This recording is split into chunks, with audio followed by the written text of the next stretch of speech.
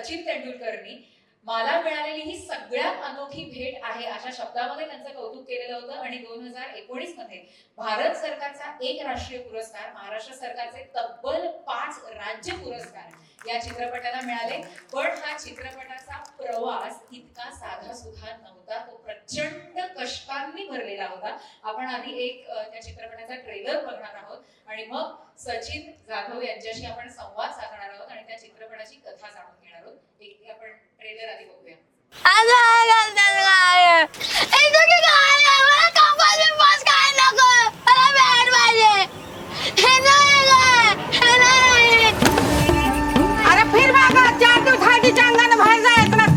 हे म्हातारे पाकिस्तान बर मॅच आहे, आज निघालो मी.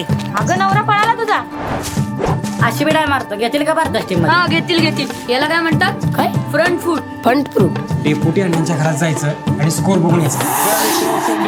पोट उठू नको, अंपायर पोट उठू नको. टेंडल्या काय एवढं साधं बॉल सोडतोयशी? अरे ह्या बॅटला काय स्ट्रोक आहे? हाय काय मॅच आहे काय? हाय काय ना हायच बघतो आता माझी ब्रेकलीची बॉलिंग. तुला काही शक्तिमान काढला मी तिथल्या तिथं गोल गोल फिरतायस. दांड्या गोळा कर आता.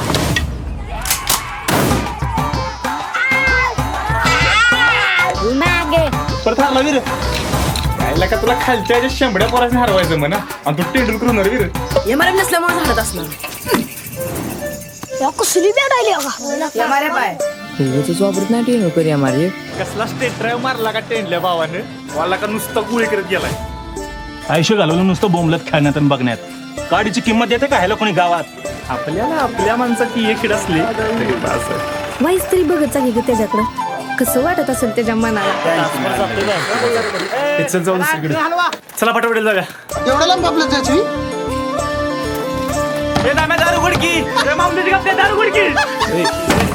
घ्या घालून तुमचा टीव्ही तुमच्यातच. आता पात्र यांच्यामुळे लय वेळा भावाची बॅटिंग चुकली आपल्या. आता पुढची भारत पाक मॅच आपल्याच टीव्हीवर. टीव्ही आणि छत्री दोन्ही मिळून जाते 17,500. एवढी किंमत? ह्याच्या बाण आणला होता कलर ती. हा बा जीव देईल, पण घरावून राहणार कधी कर्ज प्रकरण करणार नाही. बॅग पाहिजे मी तुला. बघ जा एक पोरासनी पोटाला आण मिळत नाही, कापड मिळत नाही, तरी बी कसा पैकीच्या पैकी मार्क पाडतात. सध्या बॅट चौथ्या हातात धरलं. 4 खेपा जादा मारणार, पण आणणार तर 30 टीव्ही आणणार. उगा जीवाचा हाल करून घेऊ नको कसल्या बारक्या गोष्टीसाठी. बारकी गोष्ट आणि मोठी गोष्ट असं काही नसतं. आमच्या टेंडुलकरला मॅचला दाखवू तू त्याला बी. ती गोष्ट व्यवस्थित पिचवर टिकून राहणं एवढंच मला माहिती. अरे वारची मॅच फायनल. मग आपलं काय बी होतं. हवा घेऊन नाही का? अरे वारं कुठलं बी होती. हवा फक्त आमचीच.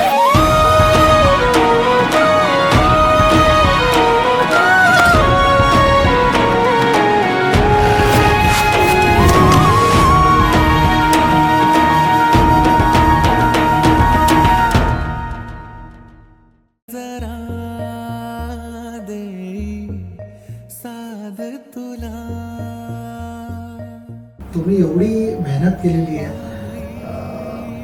वेगवेगळ्या अडचणी आलेल्या आहेत तुमच्या लाईफमध्ये. मला कळलेलं आहे की तुमचे किती मोठे चॅलेंजेस होते आणि तुम्ही त्यातूनही हार नाही मानली. तुम्ही कुठे ना कुठेतरी होप्स अलाइव्ह ठेवले आणि मी सिनेमा बघितला, मी एन्जॉय केला. मी हेच अपेक्षा करतो की तुम्हीही एन्जॉय करा. नक्की बघा.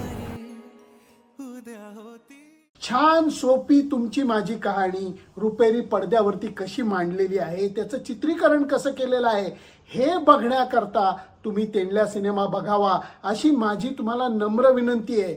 या मुलांना सहानुभूतीची नाही तर पाठिंब्याची गरज आहे, म्हणून केवळ ही कहाणी तुमच्यासमोर सादर केली.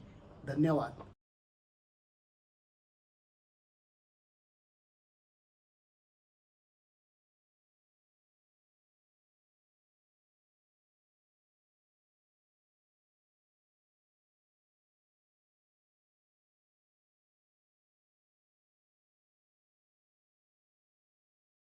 पहिल्यांदा महाराष्ट्र बिझनेस क्लब, पुंडलिक लोकरे आणि सुबोध मिस्त्री यांचे मी आभार मानतो की आमचा संघर्षाची दखल घेऊन आम्हाला इथं संधी दिली बोलायला. आणि सोबत फक्त दखलच घेतली नाहीये तर आम्हाला पुन्हा एकदा ऊर्जा दिलेली आहे की पुढचा संघर्ष कंटिन्यू करण्यासाठी.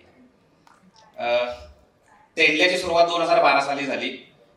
म्हणजे मी माझे वडील शिक्षक आणि मी इस्लामपूर माझं गाव सांगली. आणि इस्लामपुरातून मी क्रिकेटर व्हायसाठी झाले, सचिन सारखं बनायसाठी झालेलो. काही कारणाच्यामुळे क्रिकेट मी बाजूला ठेवलं आणि स्पर्धा परीक्षेचा अभ्यास चालू केला. स्पर्धा परीक्षेमध्ये पहिल्याच अटेम्प्टमध्ये मी PSI, ST आणि राज्यसेवा याच्या मुलाखतीपर्यंत पोहोचलेलो. अवघ्या एका महिन्यावरतीच मुलाखत होती आणि नेमकं त्याच डिसेंबरला सचिन तेंडुलकरनं वन डे मध्ये रिटायरमेंट घोषित केली. खरं तर हा माझा भावनिक निर्णय होता. कुठलीही लॉजिकल गोष्ट ही नव्हती. घरचे वाट बघत होते की आता मुलाखत आणि काहीतरी एखादा लाल दिवा वगैरे असं काहीतरी घरी येईल. मित्रमंडळी वाट बघत होती. पण मी म्हणजे हा भावनिक निर्णय होता की सचिननं आपलं जीवन समृद्ध करण्यासाठी काहीतरी दिलंय, तर आपण पण त्याच्या बदल्यात आता तो रिटायर होतो तर आपण पण काहीतरी द्यावं असं मला ते आतून वाटलं. काय द्यावं विचार केला तर त्याच्याकडे भरपूर सारं काहीतरी आहे म्हटलं. मग विचार केला तर आपण अख्खा चित्रपटाचं एक गिफ्ट द्यायचा, जे आपण लहानपणी जगलोय ते त्याला गिफ्ट करायचं. आणि मग मी त्याच रात्री मी MPSCचा अभ्यास बंद केला आणि मी चित्रपटाला सुरुवात केली. खरं तर माझ्याकडे पाठवून काहीच नव्हतं. एक लिखाण आणि माझी स्टोरी याच्या पलीकडे मला म्हणजे चित्रपट सृष्टीची काही संबंधच नव्हता. त्याच्यानंतर मी थोडा थेरॉटिकल अभ्यास केला होता.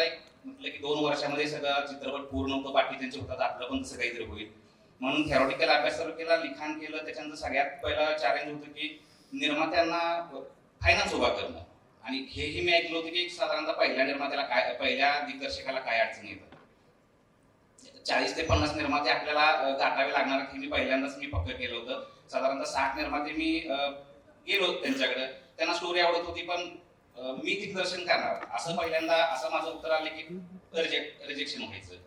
त्याच्यानंतर मग ह्याच्यामध्ये 4 वर्ष गेली आणि पुन्हा मग मी ठरवलं की काही झालं तर आपण हे स्वप्न आपण बघितलं तर आपल्यालाच पूर्ण करायचंय. एक मोठा धाडसी निर्णय घेतला. म्हणजे मला पहिल्यापासून बोल्ड निर्णय घ्यायची आवड आहे. म्हणजे मी घरी आलो, पप्पा नुकतेच रिटायर झाले होते, 1-2 महिने झाले होते आणि त्यांचा PF फंडाचं पण ते प्रोसेस सगळी चालू होती, अजून जमा पण व्हायची होती. पप्पांना मी सांगितलं की असं आहे. त्यांना थोडंसं मी पॉझिटिव्हली सांगितलं की ही इंडस्ट्री किती चांगली आहे आणि इथून काही बऱ्याच गोष्टी होणार आहेत. त्यांना मी हे सांगितलं की याच्यामध्ये किती रिस्क आहे.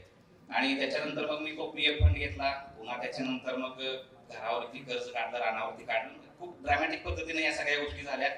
माझ्यानंतर मित्रमंडळी आले, सोनी घाण वगैरे, म्हणजे जेवढं सांगेल तेवढं ड्रॅमॅटिक वाटेल इतक्या पद्धतीने आम्ही तो पैसा उभा केला आणि साधारणतः 1-2 वर्षामध्ये म्हणजे 2018 साली आम्ही हा चित्रपट पूर्ण केला. म्हणजे 2012 ते 2018 असाच चित्रपट बनवण्यामध्ये गेला. सुदैवानं आमचं टीम वर्क होतं खरं तर हे. म्हणजे माझं पहिलं जे स्वप्न होतं ते नंतर माझ्या टीमचं झालं.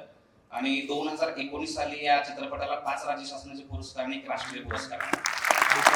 आणि याच्यानंतर पुन्हा लगेच सचिन तेंडुलकरनं सचिन फिल्म पाहिली, त्याची पण शाबासकी भेटली. 2020 साली त्याच्या उपस्थितीमध्ये चित्रपट म्हणजे महाराष्ट्रामध्ये रिलीज करायचा 24 एप्रिलला असं ठरवलं, 24 एप्रिल 2020ला. आणि दुर्दैवानं तुम्हाला माहिती की कोरोना आला फेब्रुवारीपासून. आणि त्याच्यानंतर मला पुन्हा पुढची ही वर्ष खरं तर याच्यामध्ये मी कॅल्क्युलेटेड रिस्क घेतली होती चित्रपट बनवण्यामध्ये. चित्रपट इंडस्ट्री खूप रिस्की आहे हे मला पहिल्यापासून माहित होतं, पण मी ती कॅल्क्युलेटेड केली होती आणि ते सगळं व्यवस्थित चाललेलं. कोरोनामुळे सगळ्या गोष्टी फिसकटल्या आणि त्याच्यानंतर खरं तर पुढचा मला संघर्ष मी कधी प्रेडिक्ट केला नव्हता. पुन्हा सगळ्यात महत्त्वाचा आमचा मोठा संघर्ष होता की आम्ही हे जे कर्ज काढली होती सगळी बेभान होऊन काढली होती. म्हणजे अगदी टक्केवारीमध्ये जे असतं ना 2%, 5%, 10%, अशा टक्केवारीमध्ये आम्ही चित्रपट पूर्ण करत असतात आम्ही सगळे कर्ज काढलेले. आणि नंतर आम्हाला सगळ्यात मोठा प्रश्न होता की फेडायचे कसे, कारण ते हप्ते चालू होते आणि पुन्हा आमच्या समोर तर आम्ही सगळं संपून बसलेलो. त्याच्यानंतर निर्णय घेतला की शेती करायचा. कोरोना काळामध्ये एकच मला तेवढा शाश्वत मार्ग वाटला. माझ्यासोबत माझे 4-5 जे बाल कलाकार आहेत, तुम्ही आता ट्रेलर मध्ये बघितले, त्यांनी कुठलाही विचार न करता त्यांच्या घरातनं बॅगा घेतल्या माझ्यासोबत राहायला आली. कारण म्हणजे दादाला एवढं सगळं फेस करावं लागतं, त्यामुळे ती मुलं आली आणि आम्ही 3-4 वर्षामध्ये आमची शेती केली. इतरांच्या रानामध्ये आम्ही ऊसतोडणी केली, सोयाबीन काढली पासून ते अगदी आम्ही सेंटरिंग काम पण केलं. पण माझ्या डोक्यामध्ये एकच होतं की आपण पिचवरून कधी हरायचं नाहीये, कारण जी गोष्ट मी सचिनकडून शिकली आणि कसल्याही परिस्थितीमध्ये हे स्वप्न बघितलेलं की आपण थिएटरमध्ये ही फिल्म लावायची. आणि आम्ही एक दिवस तसा पुढे ढकलत होतो. कोरोना नंतर साधारणतः पुन्हा 2-3 वर्ष तशी गेली आणि कोरोना आला म्हणजे संपला. आणि त्याच्यानंतर पुन्हा असं झालं की थिएटर चालू झाली, पण म्हणजे की पुन्हा ते डिस्ट्रीब्युशन आणि ह्या सगळ्या गोष्टी खूप अवघड होत्या. म्हणजे मराठी चित्रपटाला खूप आताही अडचणी आहेत आणि म्हणजे तेव्हापासून तर खूप अडचणी यायला लागल्या. त्याच्यानंतर मग पुन्हा पुढची एक रिस्क होती की चित्रपट आपला आपणच रिलीज करायचा. आणि हे आम्ही ठरवल्यानंतर आम्ही सुनंदन लेले जे क्रीडा पत्रकार आहेत त्यांनी खूप आधीपासून साथ दिली. तर त्यांनी ह्या टीमचं लीड केलं आणि आम्ही अगदी 0 बजेटमध्ये मागच्या वर्षी मी त्यांना रिलीज केला.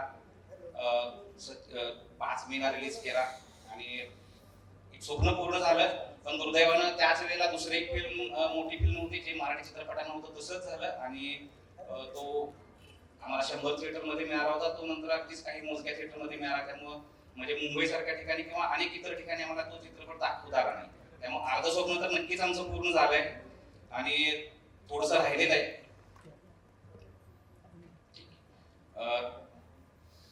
तर